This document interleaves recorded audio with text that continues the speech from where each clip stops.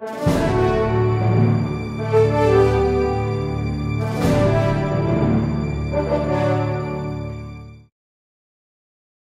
saudara sekalian, pemirsa dari Auna Jota Channel, apa kabar? Tuhan berkati Anda berlimpah-limpah. Hari ini masuk di bulan November, saya percaya Anda semakin bergiat dan Anda diberkati supaya jadi berkat bagi orang lain. Bapak Ibu, saya mengucapkan terima kasih. Saya percaya bahwa Anda sudah banyak mendapatkan berkat dari acara ini, akan belajar banyak mengenai Nuh dan kitab Kejadian.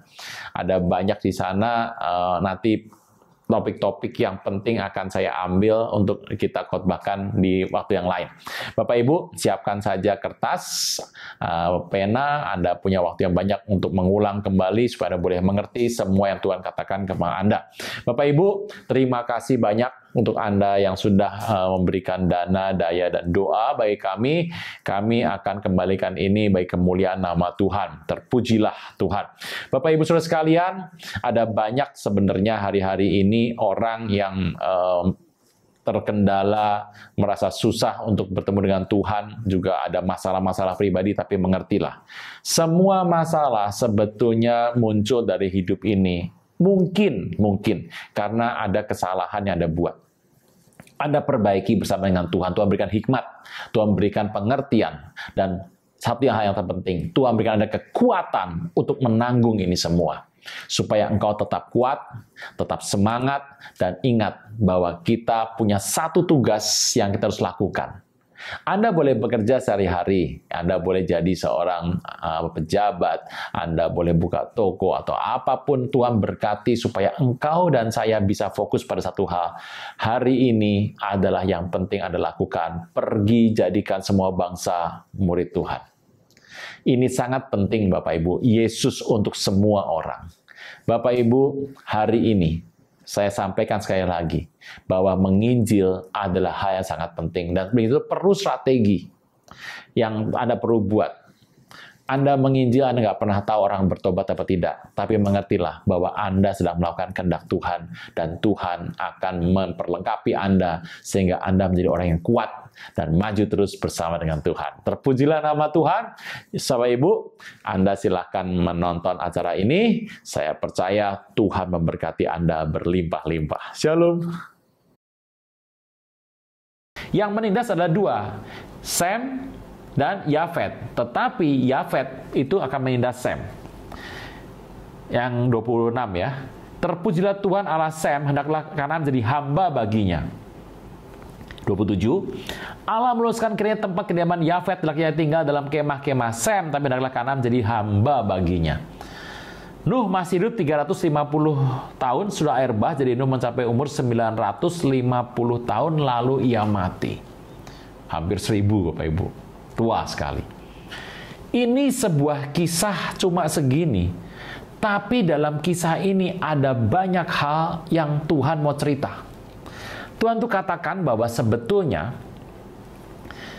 waktu keluar dari kapal, hari itu Ham dan istrinya itu memiliki anak yang pertama adalah Kanaan. Jadi anaknya Ham, Kush, Misraim, dan Put itu anak berikutnya gitu ya.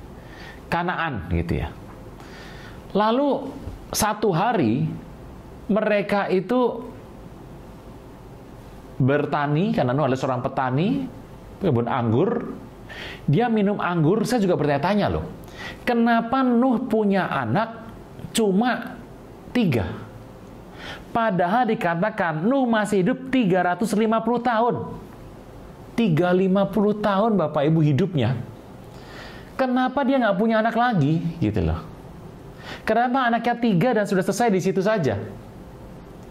Ini merupakan satu pertanyaan yang muncul, dan ternyata itu dijelaskan dalam kitab-kitab yang ya apokrifa ya Bapak Ibu ya. Itu sebetulnya adalah kisahnya Ham itu berpikiran jahat. Ham berpikir begini, ini Nuh kan punya anak 3. Jadi Yafet, Sem, dan Ham.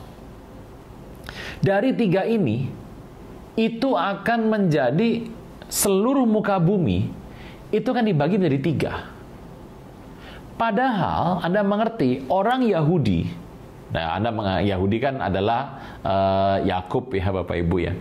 Ju itu adalah Yakub, itu Israel lah. Yahudi itu Yehuda ya sebetulnya. Mereka tuh masih percaya yang namanya berkat anak sulung dapat 2. Gitu ya. Mereka mengerti bahwa 3 anak mendapatkan wilayah. Anda mengerti wilayah Yafet itu masuk, Anda bisa melihat, lihat 2 ya. Gomer, Magog, Madai, Yawan, Tubal, Mesek, dan Tiras.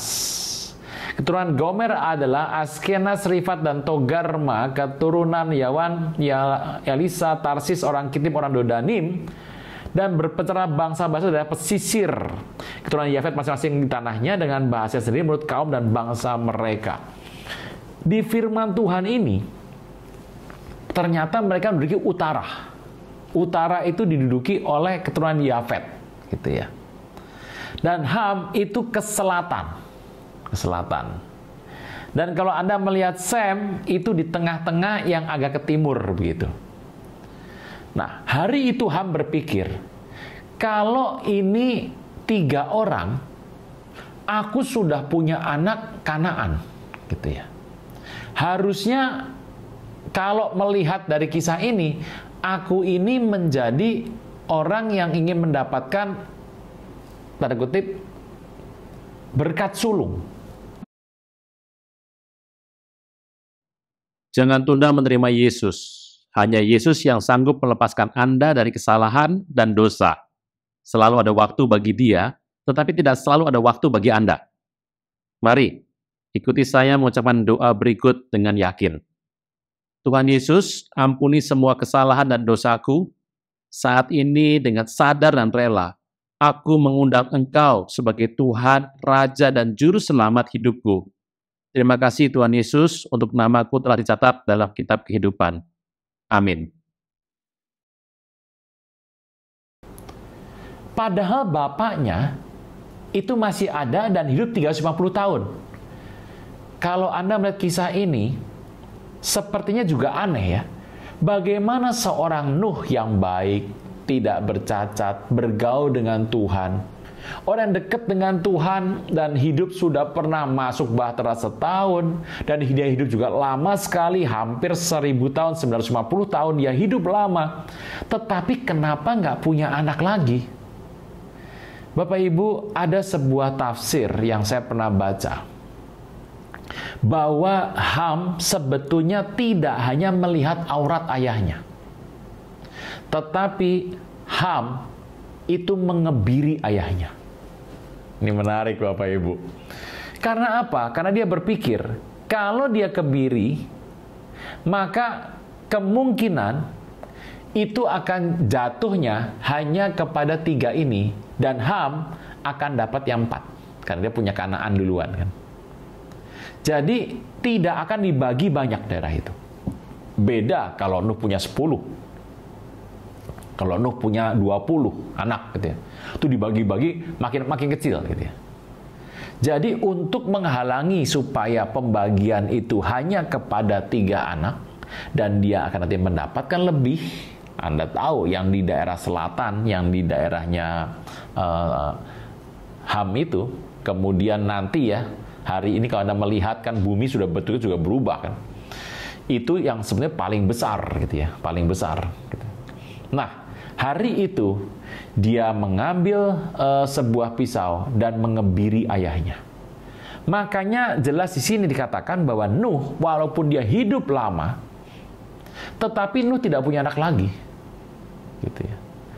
Dan cerita ini, Nuh bagaimana mungkin Nuh bisa begitu marah dan berkata kepada Ham, Kanaan, dan dia menjadi hamba yang paling hina.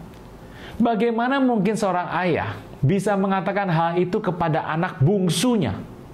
Anda bisa bayangkan kalau itu anak bungsu ya, anak yang terkecil, dan ayahnya mengutuk dengan kutuk adalah hamba yang paling hina.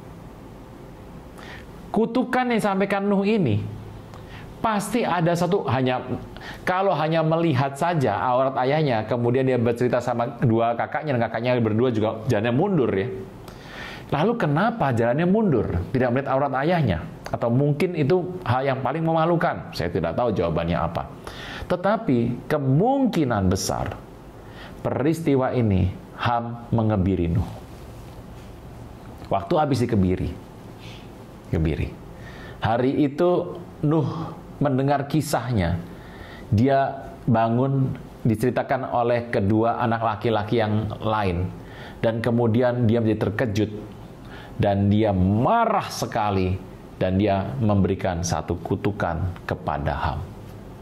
Makanya kalau Anda melihat keturunan dari Ham ya, Bapak Ibu, sampai hari ini loh, Bapak Ibu, kalau Anda melihat di negara-negara yang keturunan Ham, ini Anda bisa baca nanti dari Kush, Misraim, Put, dan kanan Putu Libya.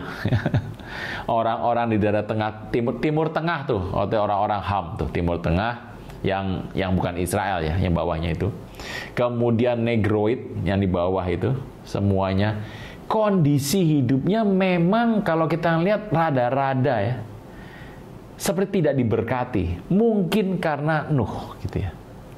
Jadi Nuh sekali ngutuk, kekuatannya kuat sekali. Kenapa bisa ngutuk? Kalau cuma kelihatan orang dia mabuk, salahnya Nuh sendiri dong ya. Mabuk anggur kok. Kalau kita bilang apa Ham salah? Tidak.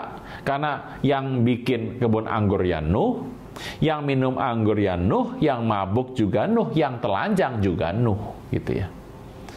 Hari itu, peristiwa ini kelihatan bahwa ada sesuatu cara, ada suatu kisah di sini yang tidak tertulis. Ya karena Alkitab kan hanya bicara mengenai konsep keselamatan ya. Tambahan yang lain Anda bisa dapatkan dari tempat-tempat yang lain, tapi tidak mempengaruhi keselamatan. Cerita ini mungkin kemungkinan benar bahwa itulah yang diperbuat Ham. Makanya Nuh sangat marah. Nah, saya sudah cerita dari depan tadi ya, kejadian. Bapak Ibu, saya sudah cerita dari depan ya, bagaimana manusia, kemudian bagaimana Nuh, dan Nuh adalah orang yang Tuhan pilih. Dan ini bagus teruskan dengan Menara Babel nih Bapak Ibu. Menara Babel. Babel itu siapa? Bapak Ibu kalau tahu Babel, itu kita akan masuk di Kejadian 10, ceritanya dulu. Kejadian 10 ayat yang ke-8. Kush memperanakan Nimrod. Jadi Ham punya anak Kush. Kush punya anak Nimrod. Ada sebuah kata-kata bahwa dia punya Nimrod itu dari istrinya namanya Semiramis. Tidak muncul di sini Semiramis. Tapi di beberapa kitab di Yahudi, itu saya pernah membaca dan mendengar bahwa Semiramis adalah istri dari Nuh, dari Kush gitu ya. Dialah yang mula-mula berkuasa, orang yang berkuasa di bumi. Ia seorang pemburu yang gagah perkasa di hadapan Tuhan, sebab dikatakan seperti Nimrod, seorang pemburu yang gagah perkasa di hadapan Tuhan.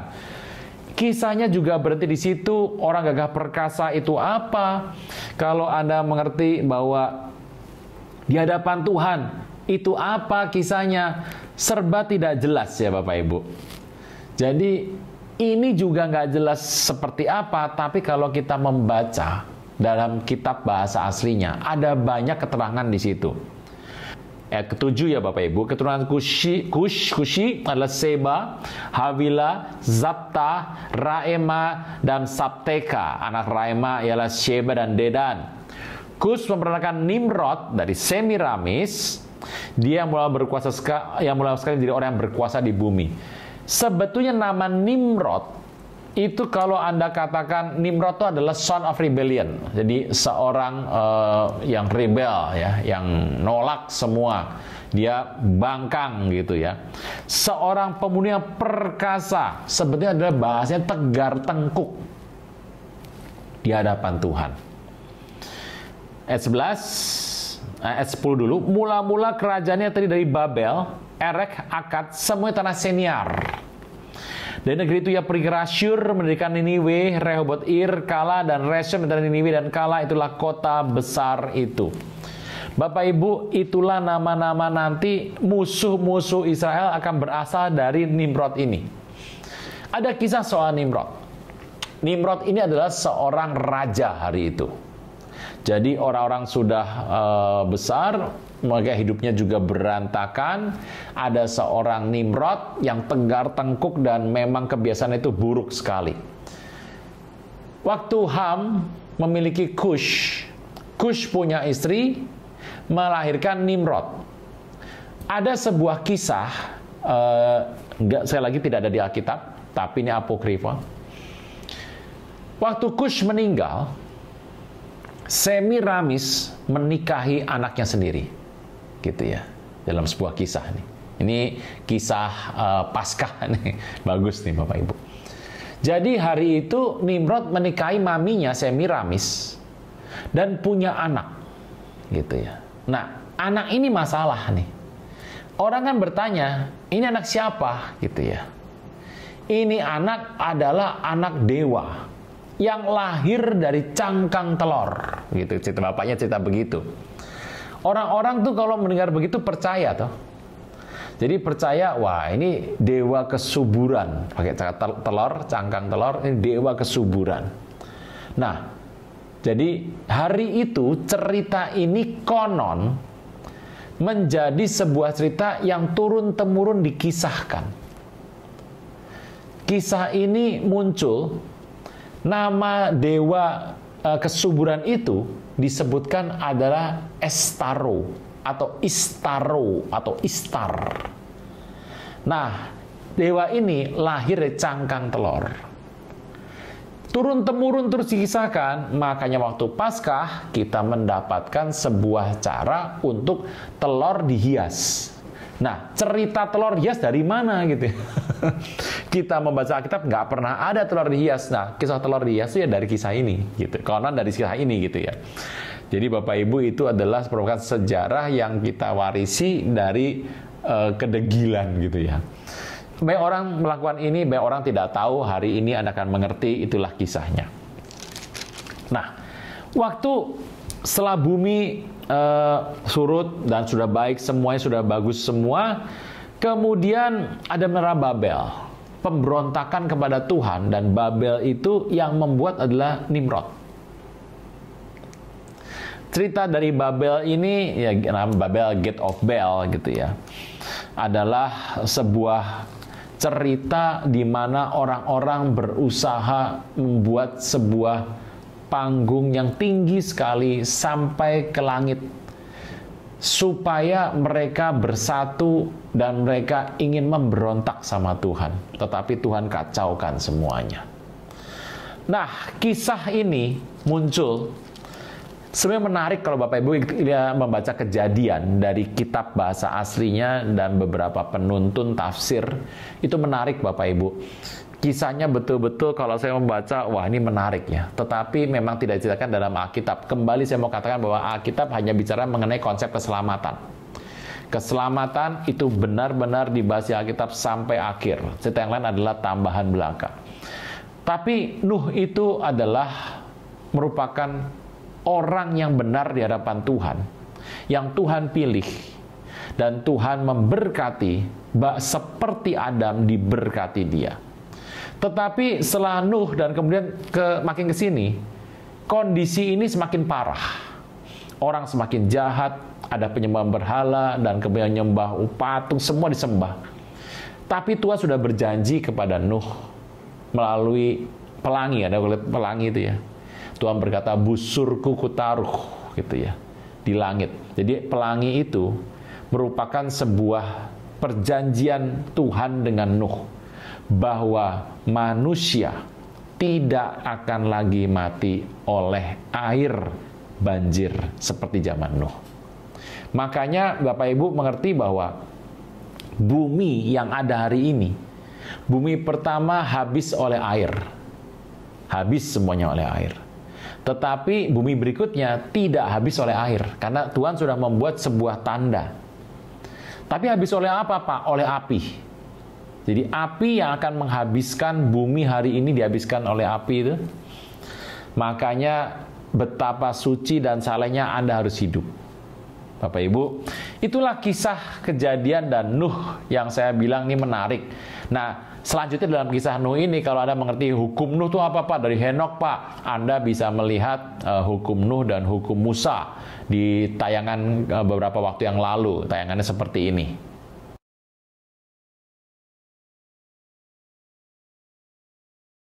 Nah, Anda bisa lihat ya. Nah, Bapak Ibu, cerita Kejadian dan Nuh ini merupakan banyak orang setuju, banyak orang tidak setuju, banyak ada pendapat lain, ada pendapat yang A, B, C. Tapi begini Bapak Ibu, cerita mengenai kitab Kejadian ini saya berikan pada Bapak Ibu, saya sudah katakan tadi adalah yang mungkin tingkat kesalahannya paling kecil. Ada banyak pendapat dan saya sudah dengar pendapat, tetapi pendapat yang paling sedikit salahnya gitu ya. Saya sampaikan pada Bapak, Bapak percaya yang ini? Sementara ya, saya percaya, sementara. Tetapi nanti kalau ada lagi yang lebih baru dan masuk akal, mungkin saya akan mengganti, tapi mungkin sedikit saja gantinya. Bapak Ibu, cerita itu akan saya tutup dengan Kejadian 9. Ini menarik Bapak Ibu. Ayat 4. Hanya daging yang masih ada nyawanya, ini darahnya, janganlah kamu makan. Berarti Bapak Ibu, darah itu ada nyawanya. Mengenai darah, yakni nyawa kamu, aku akan menuntut balasnya. Di segala binatang, aku akan menuntutnya. Dan setiap manusia, aku akan menuntut nyawa sesama manusia. Siapa tumpahkan darah manusia, dan akan tertumpah oleh manusia. Sebab Allah membuat manusia menurut gambarnya sendiri. Ini hal yang menarik Bapak Ibu. Kita mengerti bahwa manusia diciptakan Tuhan menurut gambar dan rupanya, hanya Tuhan ya. Gambar dan rupanya. Adam dibuat Tuhan seperti gambar dan rupanya. Tetapi kemudian Adam kan punya Set punya anak lagi. Sejak Set diciptakan menurut gambar dan rupa Adam. Jadi saya diciptakan menurut rupa siapa? Ya orang tua kita, gitu ya. Karena kita ngacu ke atas terus pada Tuhan. Tetapi dalam Kejadian 9 ayat 6 dikatakan, hari itu Tuhan membuat manusia menurut gambarnya. Rupanya mana? Ya gambarnya saja. Jadi semenjak itu sudah berbeda, kondisi sudah berbeda.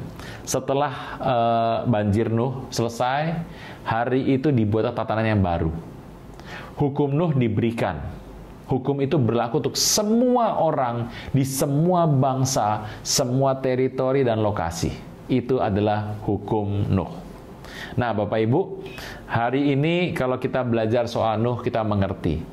Oh, intisari dari pelajaran-pelajaran baru yang berada di tempat ini juga, yang saya akan bawakan nanti mungkin ke depan, itu sudah saya sampaikan mengenai pola-pola 3 etape, kemudian Nuh, banjir Nuh, kenapa Nuh tidak punya anak lagi, hanya 3 saja, kemungkinan besar karena Ham mengebiri ayahnya dan dia mendapatkan kutukan sampai hari ini, dan cerita itulah yang Tuhan berikan. Tapi satu hal, peristiwa-peristiwa besar di Alkitab, di masa di hukum Torah ya, Torahnya Musa ada 5 kitab. Kalau Anda mengerti, di kitab Kejadian 8 ayat 4, ini ada satu selipan nih Bapak Ibu ya. Dalam bulan ke-7 pada hari ke-17 bulan itu, mendaratlah bahtera, bukan terkandas ya, mendarat di pegunungan Ararat. Ararat artinya ada turn upside down. Turn upside down gitu ya. Itu Ararat artinya. Hidup yang diubahkan Tuhan. Hidup Anda Bapak Ibu sedang mengalami apa? Jangan khawatir, katakan Ararat. Biarlah Tuhan yang mengubah hidup Anda. Pada bulan ke-7, pada hari 17 bulan Aviv, 17 bulan Nisan. Aviv bukan Nisan. 17 bulan Nisan, saya mengerti bahwa seluruh di kitab Torah ini, peristiwa-peristiwa besar yang terjadi, itu pasti terkait dengan 7 hari raya yang Tuhan katakan. Bapak Ibu, kalau Anda mengira bahwa cerita ini adalah cerita yang bagus ya, bulan Aviv adalah bulan Nisan, adalah sebetulnya itu adalah bulan ke-7. Tapi kelak nanti akan menjadi bulan pertama. Gitu ya. Pertama, di mana orang Israel diminta Tuhan untuk menghormati yang pertama. Jadi bukan yang ketujuh, tapi yang pertama. Memang hari ini orang Israel tahun barunya adalah Tisri. Jadi ketujuh, kembali lagi ketujuh. 7 menjadi 1, makanya Tisri menjadi 7. Tapi orang Israel kembali ke Tisri, gitu ya. Bulan Nisan, bulan yang pertama tuh. Tapi dari bulan ke-7 Tuhan minta inilah bulan pertama. Bulan Tisri ini bulan pertama menjadi bulan ke-7. Kebalikan ya, Bapak, 7 jadi 1, 1 jadi 7. Orang Israel akhirnya hari ini kembali tahun barunya di bawah Tisri lagi. Saya mengerti bahwa ini sejarah sudah banyak bicara perubahan, tetapi rencana Tuhan harusnya diambil ya. Tapi kita mengerti keselamatan mengubah ini semua. Bapak Ibu, bulan ke-7 pada tanggal 17 bulan Nisan adalah hari yang sama dengan Tuhan Yesus bangkit dari kubur. Itu bagus Bapak Ibu. Jadi Tuhan tuh kalau ngasih pada orang Yahudi, keselamatan dikasih, itu tanggalnya selalu 17 bulan Nisan. Anda tanya sama saya, kenapa pencurahan Roh Kudus terjadi pada hari Pentakosta? Kenapa kalau satu yang terjadi yang besar terjadi, Tuhan berikan satu hari itu pada hari itu kenapa gitu? Kenapa perubahan besar, kondisi yang Anda mengerti waktu Musa dipanggil Tuhan untuk mempertanggungjawabkan perbuatan Musa karena orang Israel menyembah berhala, Tuhan berikan 2 loh batu, 2 stone tablets ya kepada Musa. 10 perintah Tuhan diberikan pada Musa. Kalau saya tanya, kapan tanggalnya? Pentakosta. Jadi, kepada orang Yahudi, Tuhan tuh berbicara pada waktu yang sama. Kalau itu bicara berkat keselamatan, dari kematian, kehidupan, itu selalu jatuhnya pada tanggal 17 bulan Nisan. Kalau satu panen, kehidupan yang berubah, yang mengalami perjumpaan dengan Tuhan dan mengubah hidup, selalu terjadi pada 6 bulan Sivan atau Pentakosta. Jadi Alkitab itu tertib mengatur bagaimana kejadian-kejadian semua yang ada di Alkitab. Demikianlah cerita ini, kalau Anda mendengar, Anda mengerti, Anda bisa menambah lagi banyak hal yang Anda dapatkan dari kisah saya. Saya berdoa satu hari nanti, kalau ada waktu yang baik ya Bapak Ibu ya, Anda doakan saja, saya akan membagikan dalam bentuk sedikit demi sedikit dari semua cerita mengenai Nuh dan kitab Kejadian yang sudah pernah saya bagikan. Saya akan menarik lebih detail terhadap satu hal atau yang lainnya. Begitu Bapak Ibu, sampai di sini Anda akan mencatat, Anda akan mengerti dan mengulang lagi. Anda bisa perlu mengulang lagi. Saya berdoa Tuhan berkati Anda berlimpah-limpah. Kita berdoa. Bapa, Engkau memberkati umat-Mu, supaya umat boleh belajar lebih lagi, kami boleh mengerti lebih lagi, supaya hati kami dibawa mendekat sama Tuhan lebih lagi. Terpujilah nama-Mu kekal selama-lamanya. Dalam nama Tuhan Yesus yang percaya boleh berkata, amin. Shalom.